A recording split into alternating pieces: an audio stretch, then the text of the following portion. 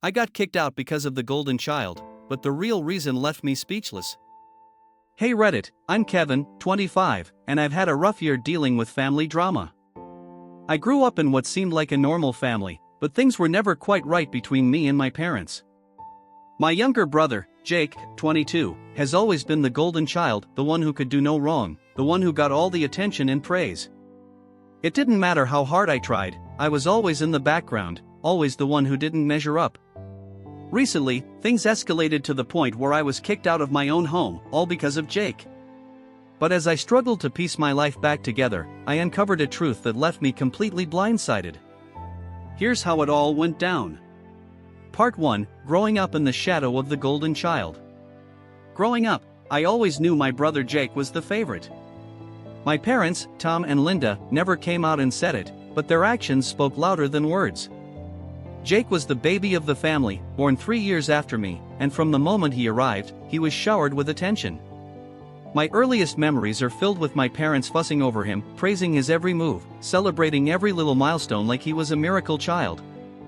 Meanwhile, I was the quiet one, the kid who kept to himself and did what he was supposed to do without much fanfare. Jake was the star of every show, whether it was his first steps, his first words, or his first time riding a bike. Mom and Dad doted on him, capturing every moment on camera, while I was often left to entertain myself. I remember one Christmas when I was 7 and Jake was 4. We were opening presents, and Jake got the latest action figure set, something he'd been begging for, and my parents were thrilled.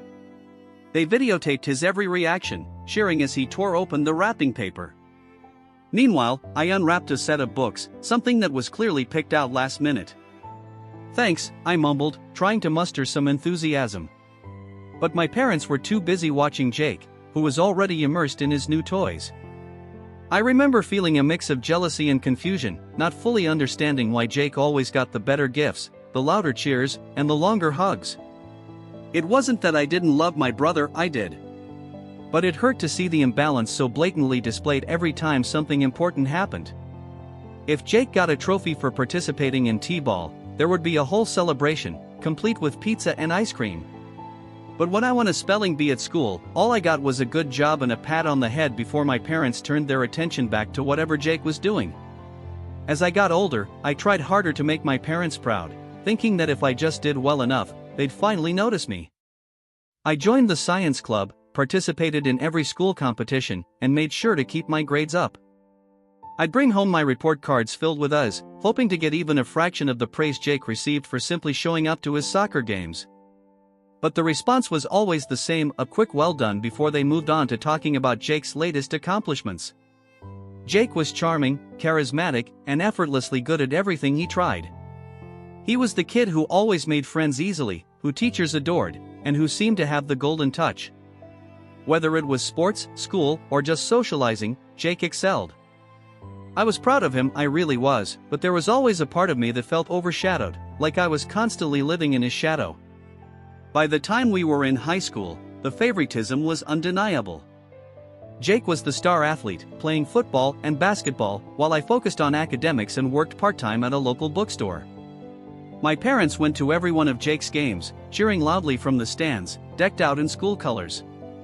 They'd even host team parties at our house, baking cookies and decorating the living room with banners. I tried to be supportive, attending the games and clapping along, but it was hard not to feel like a ghost in my own home. There was one particularly bad night when Jake's team lost a big game. I remember coming home to find him sulking in the living room, his face buried in his hands. My parents were hovering around him, consoling him like he'd just lost a national championship. They ordered his favorite takeout, let him skip his chores, and spent the whole evening trying to cheer him up. I, on the other hand, had just received a letter notifying me that I'd been accepted into a summer program for gifted students, something I'd worked incredibly hard for. I tried to share the news, but my announcement was met with half-hearted congratulations before everyone returned their attention to Jake. It was in moments like these that I learned to hide my achievements, to downplay my successes because they were never enough to shift the spotlight away from Jake. I buried myself in my schoolwork, escaping into the world of books and computers where I felt more at home. I'd spend hours coding, creating little projects that made me feel accomplished, even if no one else noticed. I joined the debate team, started writing for the school newspaper, and found solace in my own little world where I didn't have to compete. Despite everything, I tried to maintain a good relationship with Jake. We were brothers, after all, and I wanted to believe that our bond could survive the uneven playing field our parents had created. But as we grew older, it became clear that Jake was used to being the golden child. He never had to work for approval, it was handed to him on a silver platter. Meanwhile, I was always hustling, always trying to prove myself, and it was exhausting. After high school, things got even more complicated. I worked hard, saved up, and managed to get a scholarship to a state university, studying computer science. Jake, on the other hand, was offered a full ride to play football at a prestigious college. My parents were ecstatic, throwing him a huge going-away party and buying him all the gear he'd need. I got a pat on the back and a second-hand laptop. College was my escape, my chance to build something for myself away from the constant comparison. I thrived academically, made great friends, and landed a promising internship that set me up for a solid career after graduation. I rarely came home, preferring to spend my breaks with friends or working extra hours.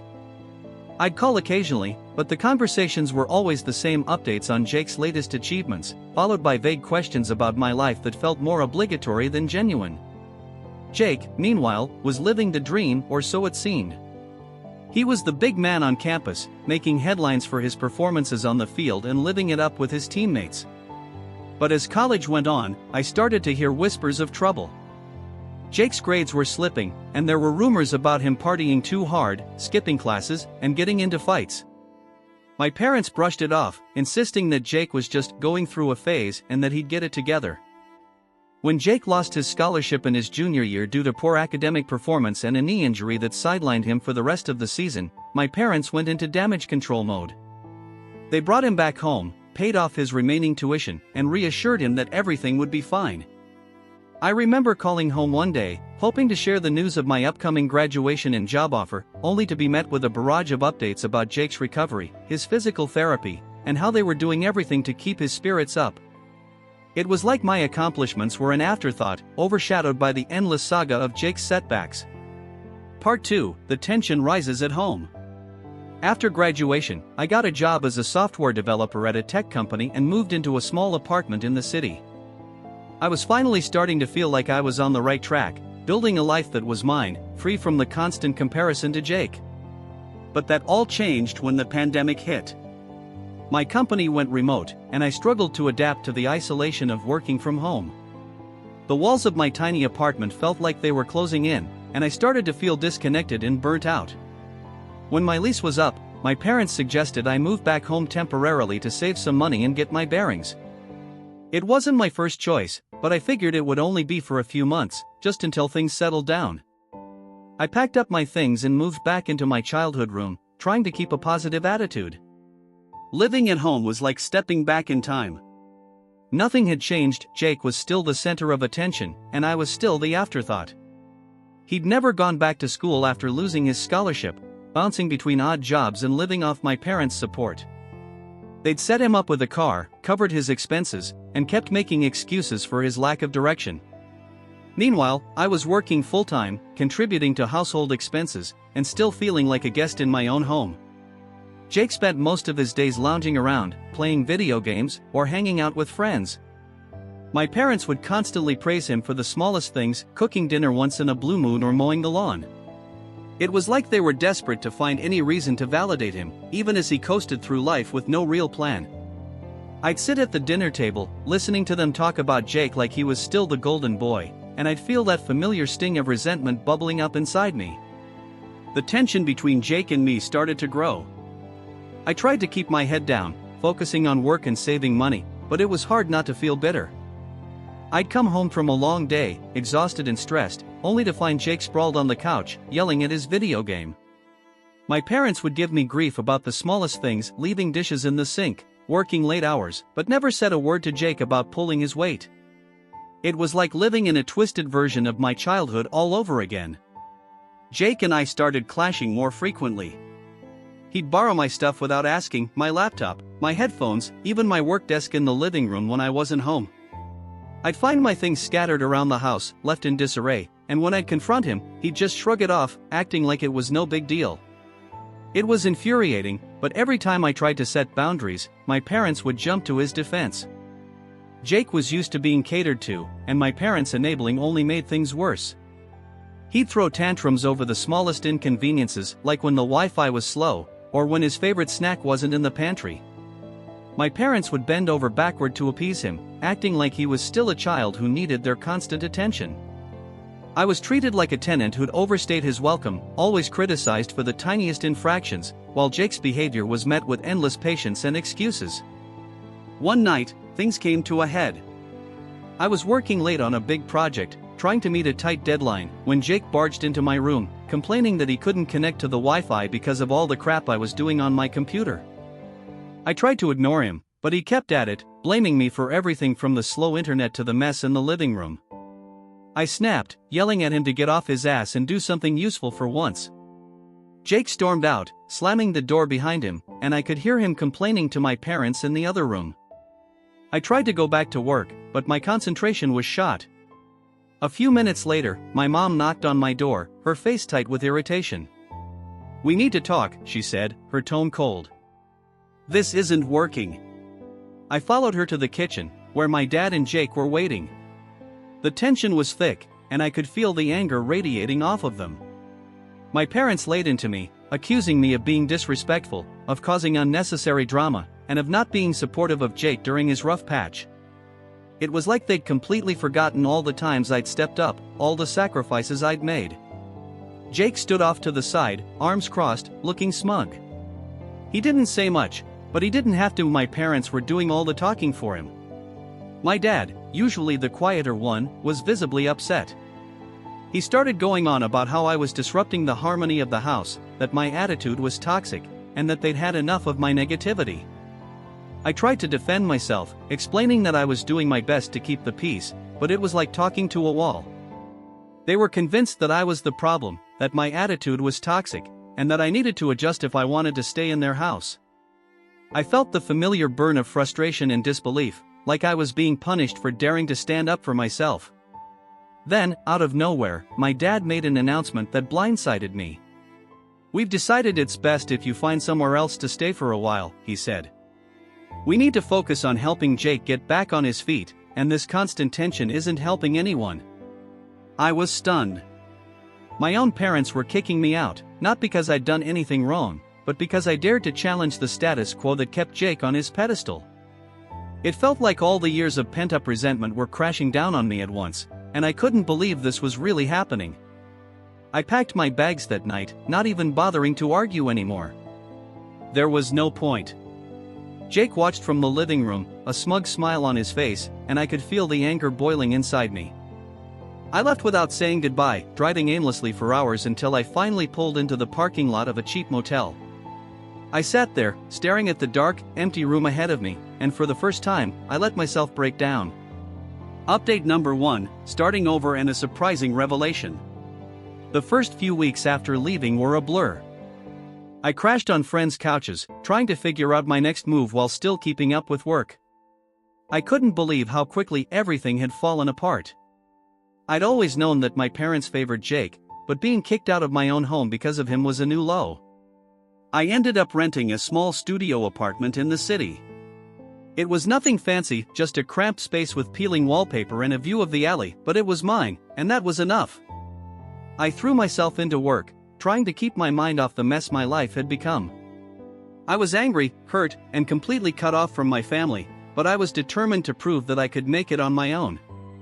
One day, while I was sorting through some old boxes I'd managed to grab from my parents' house before leaving, I found something that stopped me in my tracks.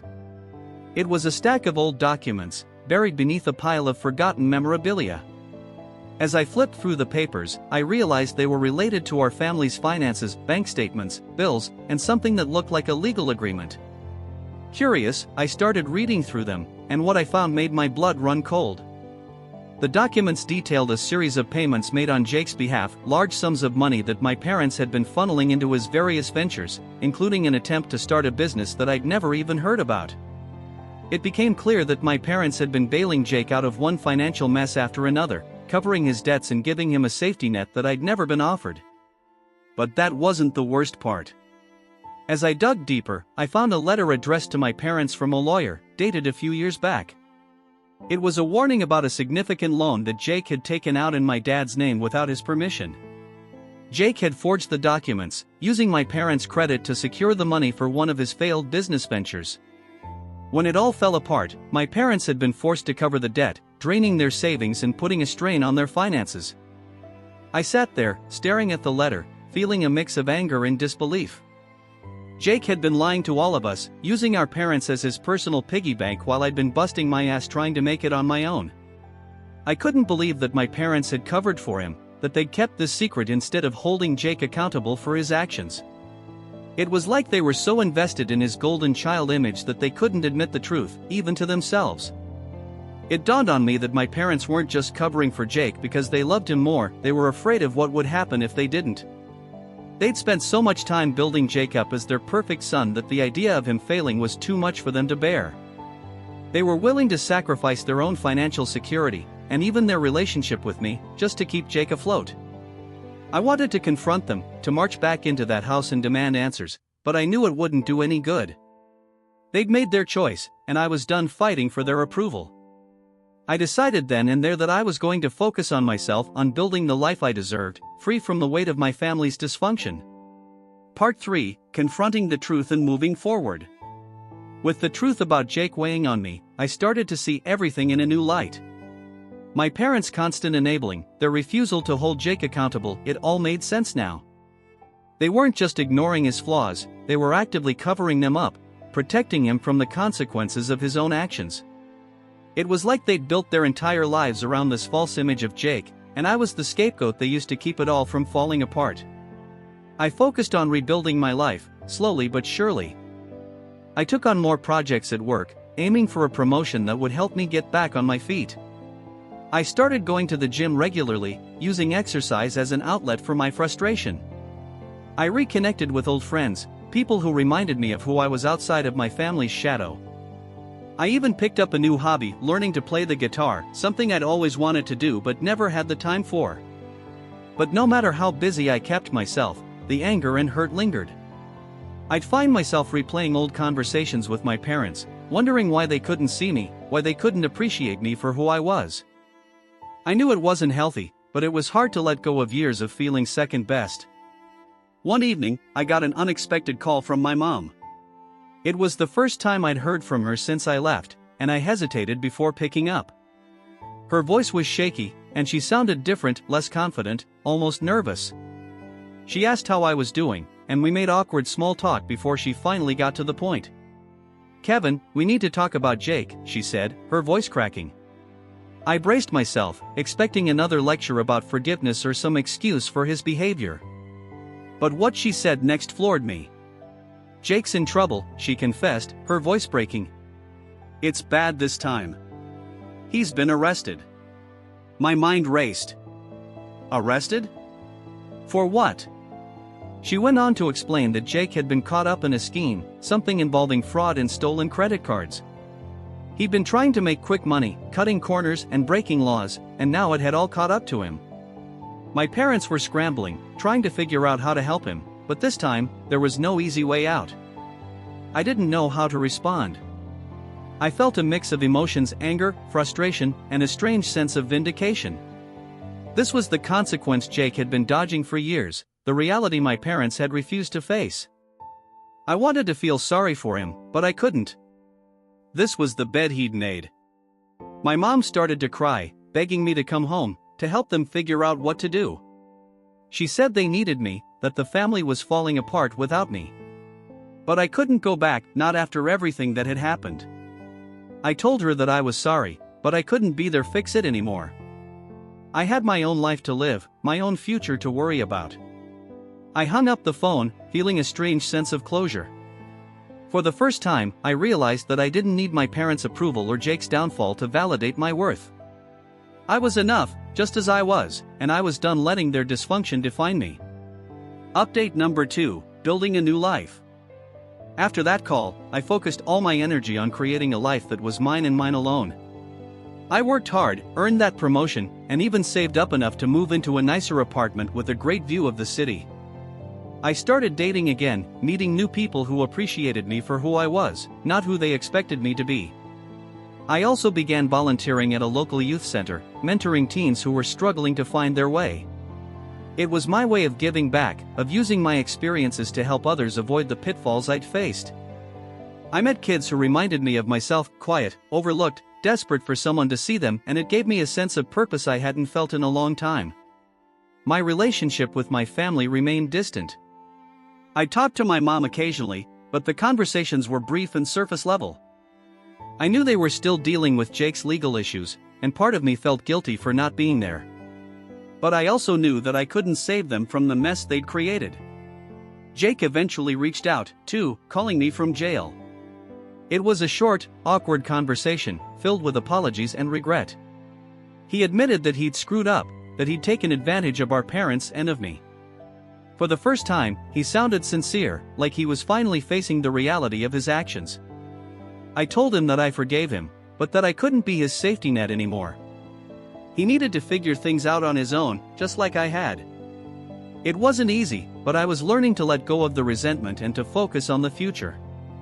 I was no longer the kid who felt invisible, overshadowed by a golden child who could do no wrong. I was Kevin, resilient, strong, and finally free from the expectations that had weighed me down for so long. I also started attending therapy sessions, which were a game changer for me. My therapist helped me unpack years of built-up anger, hurt, and disappointment. She helped me understand that my parents' actions weren't my fault, and that I didn't have to carry the weight of their choices. It was liberating to hear someone finally validate my feelings, to be told that it was okay to put myself first. Through therapy, I learned to set boundaries, not just with my family, but with everyone in my life. I stopped feeling guilty for saying no, for walking away from toxic situations, and for choosing my own happiness. I started prioritizing my mental health, my goals, and my dreams, and it felt incredible. I threw myself into my new hobbies, like guitar lessons and hiking. I found a small group of friends who shared my interests, and we'd spend weekends exploring new trails, jamming together, or just hanging out and enjoying each other's company. It was the first time in years that I felt truly content, free from the pressure to be anything other than myself. I also excelled at work, earning recognition for my projects and eventually landing a leadership position. My boss, who'd become something of a mentor to me, encouraged me to take risks and pursue my passions within the company.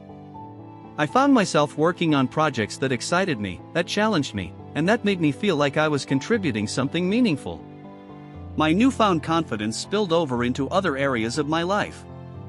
I started dating more seriously and eventually met someone who understood my journey and supported my growth. We took things slow, but every moment felt genuine, untainted by the insecurities that had plagued my past relationships. It was a fresh start, and I was determined to make the most of it. Final update: finding peace and moving on. Hey Reddit, it's Kevin again. It's been over a year since I left my parents' house, and I wanted to give you all an update. This past year has been one of the most challenging and transformative periods of my life, but I'm finally in a place where I feel at peace with everything that's happened. Jake is still dealing with the legal fallout from his mistakes, and my parents are slowly coming to terms with the reality they'd been avoiding for years. We're not as close as we once were, but I'm hopeful that one day we can rebuild our relationship on healthier terms. As for me, I'm thriving. I've found joy in my work, in my hobbies, and in the new connections I've made. I've learned that I don't need anyone's validation to feel worthy, and that my happiness doesn't depend on my family's approval. I've continued volunteering at the youth center, and it's become one of the most rewarding parts of my life. Seeing those kids grow, helping them find their paths, and knowing that I'm making a difference, it's all been worth the struggle. It's a reminder that we all deserve a chance to be seen, to be heard, and to be valued for who we are. To anyone out there dealing with family drama, favoritism, or feeling like you're never enough, just know that you are. You don't have to live in anyone's shadow. You deserve to be seen, to be heard, and to be valued for who you are. And sometimes, the best thing you can do is walk away and start building the life you deserve. Thanks for being part of my journey. Here's to finding strength in the face of adversity, to letting go of the past, and to creating our own futures, no matter what anyone else thinks.